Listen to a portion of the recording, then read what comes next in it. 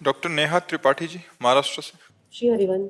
राधे राधे महाराज जी। महाराज जी, पिछले 4 वर्षों से आपके बताए मार्ग पर चलने का प्रयास कर रही हूँ, परंतु एक प्रश्न बार बार मेरे मन में आता है कि शरीर के बहुत से ऐसे रिश्ते होते हैं, जैसे चाचा, मामा, भाई, नंद, उनके बच्चे इत्यादि, जो घर में आना जाना होता है त्योहारों पे, तो पैसे या भेंट आदि का आदान प्रदान होता है। तो महाराज जी, ये अगले जन्म में लेन देन फिर से बन रहा है महाराज जी?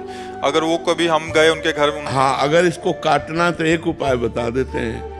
मान लो जीजा हैं, उनमें भगवान को देखा, उनके पैर छुए, उनको जो दान पुण्य किया, तो हम अपने भगवान को कर रहे हैं। अपने रिश्ते नातेदारों का जो हम आदर करें, इससे बड़ा आदर क्या होगा कि हम आपको साक्षात भगवान मान रहे हैं।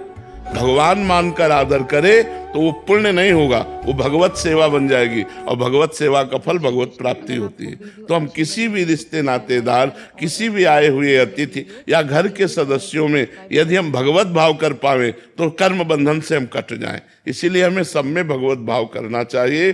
भगवत भाव से हमें भगवान की ही प्राप्ति होगी, ना कि कर्म के अनुसार पुण्य बंधन बंधेगा। पुण्य बंधन नहीं बंधेगा, भगवान की प्राप्ति होगी। महाराज जी, जैसे हमें कोई देता है तो ये मान करके कि हमारे भगवान हमको प्रसाद स्वरूप से दे रहे हैं, हमारे भगवान हैं सामने, और मैं बस भगवत भाव सब जगह से बचा लेगा। मेरे भगवान मुझे दे रहे हैं तो मैं उन्हीं की तो शरण में हूँ, चाहे इस रूप में दे चाहे इस रूप में दे। जिस रूप में दे रहे हैं मेरे भगवान दे रहे हैं, और उसका पोषण कर रहे हैं। अपने रिश्ते नाते, पति पुत्र परिवार, सब में भगवान का पावर है। वो जब अंतर ध्यान हो जाता है तो कहा जाता है मर गया। मरता कोई नहीं है, केवल भगवान अंदर से अंतर ध्यान हो जाते हैं। वही तो भगवान आप में भी है, वही है।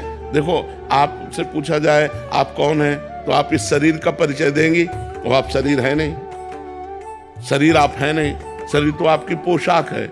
आप कौन है? तो आप देखो, आप अपना परिचय नहीं जानती, आप भगवान के अंश हैं।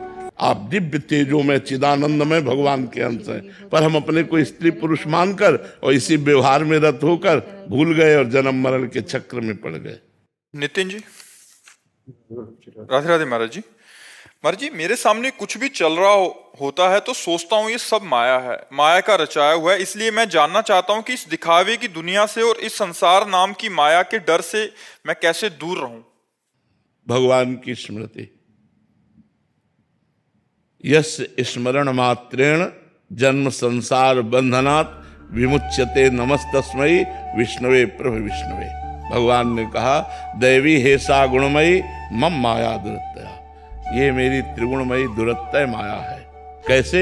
जब बचो इससे, बोले मामेवे प्रपद्यन्ते माया में ताम तरन्ति। मेरी शरण में आ जाओ।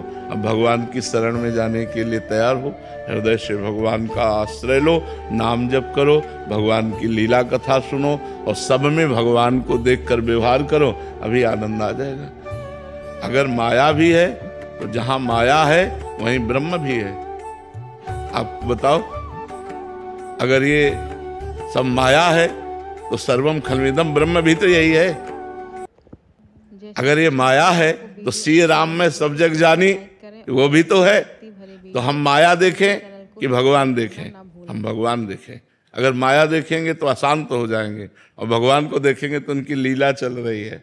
कहीं सतोगुणी लीला, सृजन लीला, कहीं विनाश लीला, यही चल रही। कहीं सृजन हो रहा, कहीं पालन हो रहा, कहीं संहार हो रहा। यही 3 गुणों से लीलाएं भगवान की चल रही। तो हम भगवान का स्मरण करें। भगवान का, हमारे हर प्रश्न का उत्तर नाम जप है। जब तक नाम जप नहीं करोगे तब तक तुम्हारा ज्ञान, तुम्हारी जानकारी, तुम्हारी पवित्रता सब धूल दूषित कर देगी माया।